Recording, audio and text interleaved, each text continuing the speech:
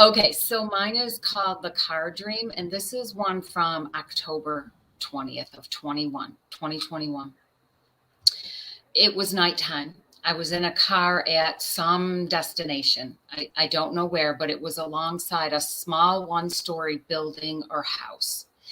And I put the car in park, and out of the dashboard, I pulled something like a hose, but it wasn't anything like I've seen before. It was long, it was very flimsy and flexible. And in the dream, everything was black because it was nighttime, but this thing was clearly tan in color, kind of like a rubber band color, but the ends of it were black. And I knew I was supposed to use it to fix something on the ground outside at this place that I had driven to. And before I got out of the car, another car pulled up behind me, and I sensed danger. And so I knew I had to leave. And I was in a new car where you have to, press the starter button and the brake at the same time, in order to start the car. And at the same time, I was also trying to lock the doors. But I was so flustered trying to do it all at once, I messed up and I wasn't able to start the car. And by that time, the man from the car behind me was already outside my passenger side door. And I hear this distinct sound, and it was, and I never hear sounds in my dream. So I realized he's letting the air out of my tires, so I can't leave. And then he tried to open the door, and I was so scared that in real life I jerked and I woke myself up. But besides being scared, though, my immediate thought was someone was trying to deflate me. And that's it. Go ahead, Neil. Thanks. This is a neat dream. It is. Yeah. Okay, so you're in a car and it's nighttime. It's time of dreaming, but it's when bad things happen sometimes, and sometimes dreams at night are scary, and they don't always need to be. So you're the one who's driving this car, right? Yeah. So you're in charge of you're the one who's in charge of where it's going. You have control over where it's going, and you're just somewhere, and you stop next to a one-story building that might be a house. You say it was white? No, it wasn't white. I don't even know if it was brick or what it was. I just know there was a structure there, but it wasn't wasn't something huge. Okay, so there's only one story to this. There's no other one. This is a single story. It's not like there's another one that's going to be piled on top of it. So this is what we get. So you park next to the building and you pull out a flimsy hose that's tan. It's kind of like a snake, but it has black collars on either, or black. The ends are black, right? Yeah, just the ends are black for some reason. So it's a black rubber hose that you think you're going to use as a tool to fix something later on. On the ground outside the car, like right then I'm supposed to do it. So this tan colored hose is going to be used on the ground to fix something on the ground. Yeah. Is that right? Yes. Okay. And before you get to do that, the car pulls up behind you and you go through the whole, I got to start the car routine that's supposed to happen, but you're so flustered and kind of nervous that you can't do it. And so as you're trying to go through that routine, man comes to your passenger side and you hear him letting the air out of your tires. Mm-hmm. And he tries to open the passenger side door and you wake up. Mm-hmm. So he never gets in the car. Right. Right. Okay. Yeah.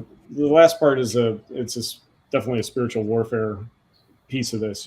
There's somebody who's trying to get access to you to do you harm. I mean, nobody lets the air out of your tires and tries to get into your car because they want to get to know you better.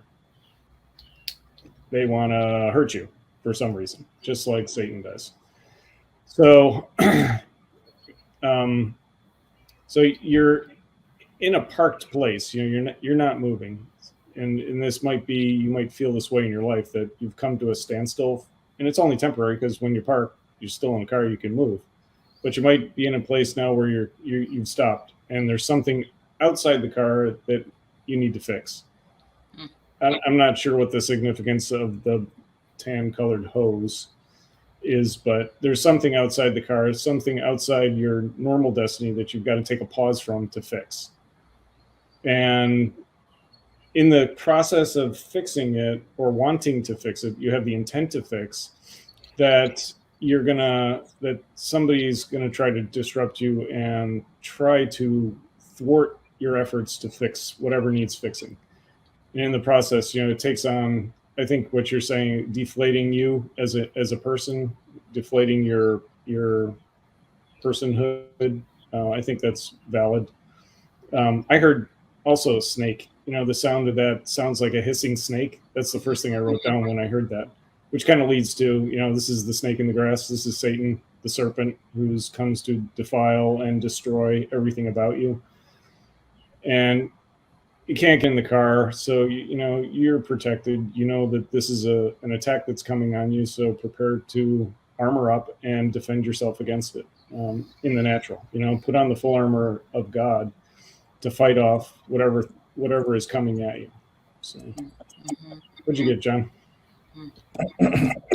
Well, a lot of the same themes. The idea that trying to upset your mission or to deflate you. The idea of deflation is really the idea of exasperation. It's getting you to believe that you're not something that God has called you to be.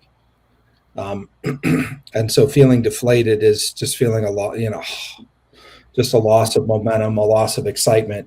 And that's what the enemy wants to do, is he wants to distract you. But the enemy can't stop your destiny and your identity, Sue. But if he can get you to not believe in yourself and to not believe in the purpose and the incredible identity of who God's called you to be, then you'll stay stopped on your own. I find it interesting. I'm thinking of this like a movie. If somebody came outside my car and started to let air out of my tires, I just go. Like, stop sign, red light, I don't care. I'm moving. Like, the last thing I'm going to do is let them sit there, because it's going to take some time for them to let the air out of my tires. And there's no way I'm going to sit there and let them do that. I'm just going to move. And so particularly the idea of, I feel like it's an attack. It could be a spirit of accusation coming from the enemy. It's something outside of you. It's not you, but it's attacking your vehicle to destiny. So it could be attacking your identity, even though it might feel like it's you, it's happening to you, but it's not you. Mm-hmm. So even if there's like an emotional thing going on where you're feeling exhausted or you're feeling tired or you're just not motivated to want to do the things that God has put in your life for you to be excited about, to make the difference that he's called you to make in the world, recognize that as an attack from the enemy. Don't own that. Don't say, well, I must have just no longer interested in this or that. Or no, it's the enemy. The enemy wants to stop your forward momentum. And again, letting air out of your tires is a horrible way, if you're sitting in the driver's seat of the car, to try to stop you, because all you have to do is move forward. And you could even move forward 2 feet, and then he's got to run 2 feet and then try to let air. About the time he bends down again, you move another 2 feet. Like, you could just literally frustrate the plans of the enemy by, even if you're just inching forward a little bit at a time. And so I see the tan hose as a flesh-colored hose, something that you want to be able to explain the part about the hose to me again, because I think I missed that a little bit. Yeah, so it came out of, I said the dashboard, but it's like where your speedometer and stuff is. Okay, so it just came right out of there. And the type of rubber that it was reminds me of those workout bands that you use at the gym that have handles at the end. So they're that real skinny, real rubbery kind. And but this didn't have handles. It just had the black at the end, as though that's where you're supposed to hold it or something. I don't know. Yeah. Something that you have to work out. Yeah, maybe, exactly. Yeah, maybe. And the idea of the flesh is like something that you have to work out, possibly in your flesh. Romans 12:2 says, be transformed by the renewing of your mind. Most of us that get deflated in our destiny get deflated right here. And we allow it because, again, you can't, I love the phrase, you can't stop a bird from pooping on your head, but if he lands on your head and makes a nest, it's kind of on you. And so the enemy can throw deflating thoughts at you, but if you're going to sit there and let the air out of your tires, that's why would we do that? Let's just move forward into what God's called us to be, no matter what we feel, no matter what we see. And the idea of literally working out something like working out the salvation daily, but it's literally working out the destiny that God's called you to in the flesh as a person while you're here on earth. He has something for you to accomplish. And realizing that that's going to work out and the enemy can't stop it, but continuing to move forward to make that happen is what's going to be powerful for you in defeating the enemy that's trying to deflate you and stop your forward momentum.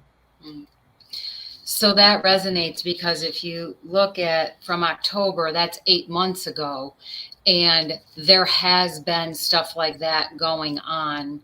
I'll just say in our church, let's say. And so that's really helpful, though, and encouraging to know how to continue, that I just need to continue to keep plowing forward. So yeah. Thank you. Don't pay attention to what's on the outside. You're in the driver's seat. So, yeah, good dream.